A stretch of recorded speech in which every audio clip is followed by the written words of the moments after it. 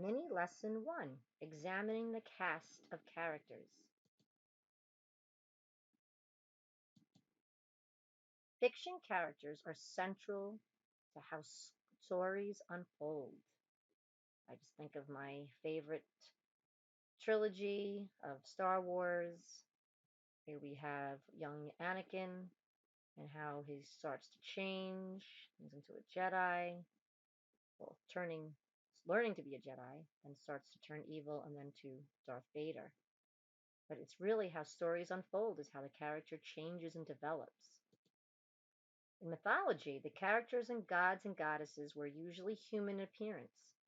They were often considered heroes because of their physical strength and courage in the face of danger. This picture here is of the mighty Zeus, the mighty, all powerful Zeus.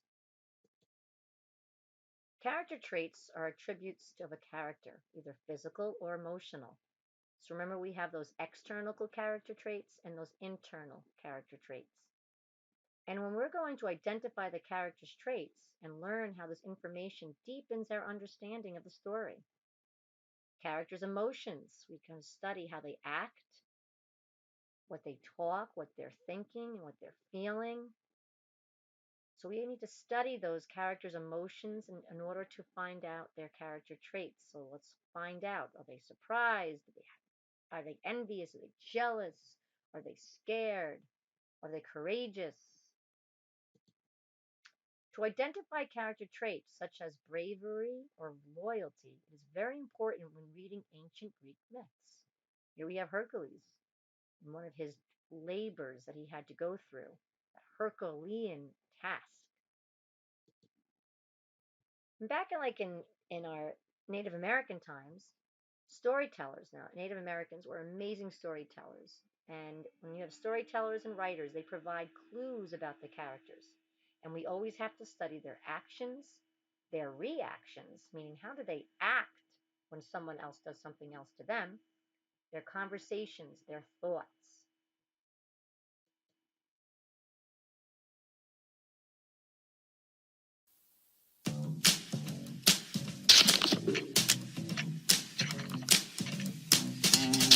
As readers, we often learn more about characters from clues we find in the story. Sometimes, these clues can be found within the plot of the story. The things that happen in the story often tell us about the characters. We also learn about a character in a story by looking at the way the other characters respond to him or her. Let's watch a short film based on the book The Red Badge of Courage by Stephen Crane. Look for clues that tell you more about the main character in the story. The Red Badge of Courage begins during the Civil War in 1861. Henry Fleming, a young man aged 17, has just joined the Southern Confederate Army to fight the Northern Yankees. Henry begins worrying that he doesn't have the courage to fight the enemy. He fears he will not measure up to his fellow soldiers. Henry is so scared and nervous that he asks another soldier what it's going to be like on the front line. How do you think the regiment will do? Well, they'll fight all right, I guess. After once they get into it. Think any of them boys will run? Oh, there may be a few of them run. There's them kind at every regiment. Especially when they first goes under fire. The soldiers march for several hours until they reach a battlefield. The enemy begins to charge, and Henry is forced to fire his gun. Henry's regiment is successful, and they rest after the battle. Henry takes a nap, but wakes to enemy gunfire. He panics. His instincts tell him to run. Henry wanders away from his regiment. He runs into a group of wounded men. He envies their wounds because he sees the wounds as red badges of courage. As Henry wanders farther, he comes across some other soldiers. The soldiers turn out to be Yankees. One of the soldiers hits Henry with his rifle, injuring him badly. When Henry finally finds his way back to his regiment, he makes up a story that he was wounded by a gunshot. The next day, Henry fights with newfound strength. His fellow soldiers are stunned at Henry's fearlessness. Henry continues to fight in battle, but now he feels more courageous and more at peace with fighting in a war. Now, let's take a closer look at how we can use details from the story to learn more about Henry's character.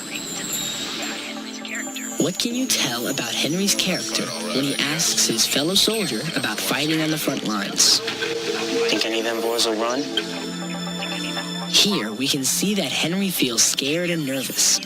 He asks his friend if any soldiers would run away, because he was thinking about doing that himself. These emotions tell us that he is unsure of his decision and his courage. Often, a character's actions give the reader more information about the character. Henry runs away from the battle scene, even though it was against the law for a soldier to run away from battle. When Henry left his regiment, he was committing a crime and an act of cowardice. When Henry returned to his regiment, he lied to his fellow soldiers about his wound. He told them he had been grazed by a bullet, so they would think he too had a red badge of courage. His fellow soldiers thought he was courageous and a good soldier for taking a wound and returning to battle. What conclusions can you make about Henry based on his actions here? The other soldiers treated Henry with newfound respect and admiration. This respect gave Henry the bravery to fight. Henry's act of cowardice turns out to be the very thing that gave him courage. As readers, we learn more about the characters from clues we find in the story. Sometimes, these clues can be found within the plot. Many times, we can learn more about a character by looking at the way other characters respond to him or her. Write down the traits of a character you recently read about. Do they share any of the character traits of Henry Fleming?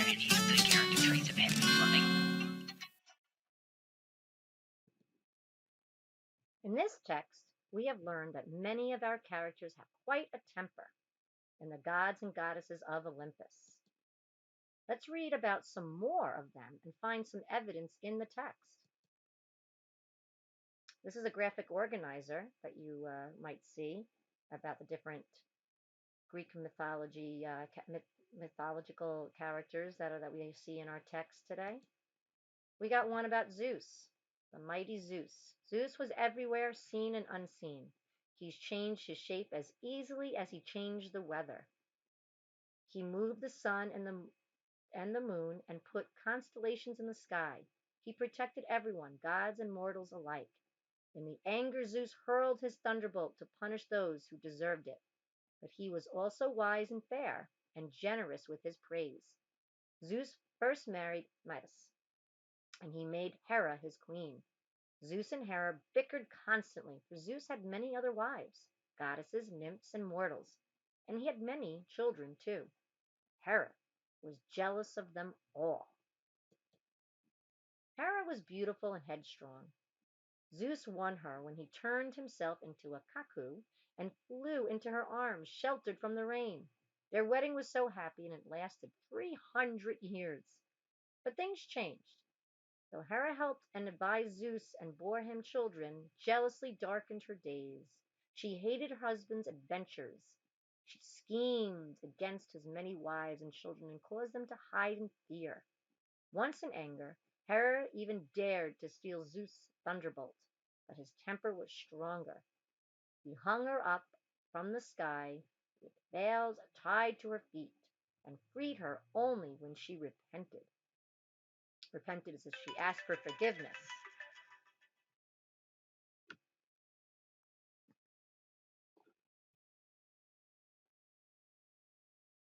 Zeus and Hera both had quite a temper. The text tells us that when Zeus was angry, he hurled a thunderbolt. That is something only someone with a temper would do. Hera, Zeus's wife, tried to steal Zeus's thunderbolt, but she was unsuccessful because his temper was stronger. Based upon the strong traits, we would expect there must have been quite a battle of power between both of them. So if we look at these different types of character traits, beautiful, wise, mischievous, strong, fair, moody, and has a temper and jealous, many of our characters have these character traits based upon what we have read. Hephaestus was born with a bad luck. He was weak and lame. He, Hera took one look at him and dropped him out of Olympus. He fell for a day and rescued by a sea goddess. Thetis and her sisters, they took him to the underwater grotto and where he lived in secret. Hephaestus' body grew strong, though he could never walk. He became a master craftsman and made beautiful objects of gold in his smithy. Many he gave to the goddesses as thanks for their kindness. 9 years later, Hera was with Thetis wearing an exquisite brooch and demanded to know who made it. When Hera heard it was Hephaestus, she regretted her actions. She called him back to Olympus, allowed him to marry Aphrodite, and created an even bigger workshop for him.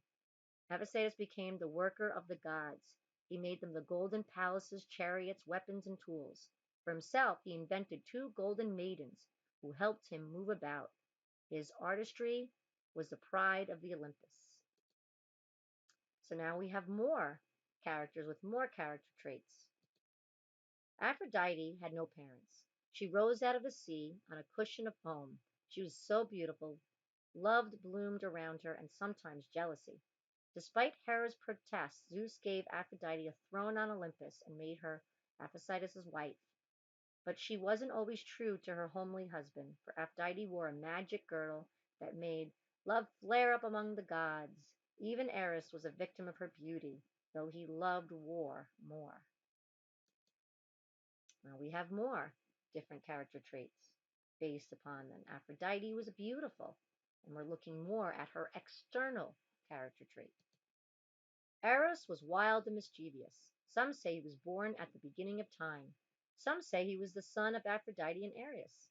Eros' greatest delight was to zip around shooting arrows of desire into innocent victims. Instantly they fell in love, whether they wanted to or not, and no one could stop him, not even Zeus. So now we have more mischievous. Ares was definitely a mischievous, scheming character. Ares was a god not even a mother could like. He was cruel, bad-tempered, coward who loved war. The bloodier the battle, the better. In defeat, he was a bad loser. He didn't like to lose. If he was wounded, he startled even the gods in his pitiful tears. Ares stirred up trouble wherever he went, except for Aphrodite. No one wanted him around. So now we have one that's more of warlike, likes to fight, and has a bad temper. Poseidon was moody. His temper could be as violent as the sea he ruled. He shook his trident, leaping waves flooded the land. He struck the earth, and the mountains erupted. When he was calm, rivers dried and islands formed. Poseidon created the horse from a rock with one blow. He raced the waves and traveled to Olympus in his golden horse-drawn chariot. Most of the time, Poseidon lived in a golden underwater palace with his queen, Aphrodite, a lovely sea goddess. They had 3 children together, though Poseidon had many more. Like Zeus, he could not resist goddesses, nymphs, or mortals. So now we found more character traits in this character. He's got a temper also, and he's moody. Poseidon has a big temper because we know just the way he hits the water and makes things erupt. He's got a bad temper. The next one is Athena. Athena had the most unusual birth. Zeus had been warned that if Metis bore a son, he would dispose Zeus just as Zeus and Cronos had disposed of their own fathers. Though Zeus needed a wise Metis' advice, he took no chances. One day he lured Metis close to his sweet words and swallowed her. Soon after, Zeus was hit by a horrible headache. He howled for help. Hephaestus fetched his axe and split open Zeus's head. Once sprang Athena, armed for action. Immediately she became her father's favorite adviser. Athena was a warrior who hated war. She admired courage and fairness and sought peaceful ways to settle fights. She also invented many things: the flute, the trumpet, farm tools, and the olive tree. She taught the arts of cooking, spinning, and weaving. Athena had no time for marriage. Interesting, right? Yeah, Greek mythology is very interesting of how they create their myths. So now we have Athena. Athena sounds pretty good. She's beautiful, she's wise, she's courageous, and she's very fair and peaceful between people. I like her as a character. I like her internal character traits. So we have many different evidence from the text that would describe these characters and their traits, their internal and their external. Many of them are beautiful goddesses, and many of them are wise and they're strong, but it seems like many of them have a big temper too. By identifying character traits through their actions, reactions, and conversations, and other details provided, we learn about the characters and are able to make predictions about their behaviors and reactions as the story unfolds.